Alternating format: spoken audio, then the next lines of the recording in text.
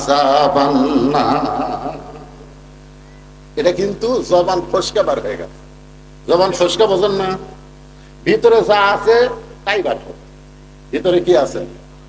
আল্লাহর কোরআন জবান ফসকে বের হয়ে গেছে, সঙ্গে সঙ্গে ফাতেমা জাতা ঘুরান বন্ধ, জাতা ঘুরান বন্ধ, কোরআন তেলাওয়াত বন্ধ, দুইটাই বন্ধ করে দৌড়ে এসে ওই বুড়া আঙ্গুলে ভর দিয়া হযরত আলীর কপালে একটা চুমা খাইছে।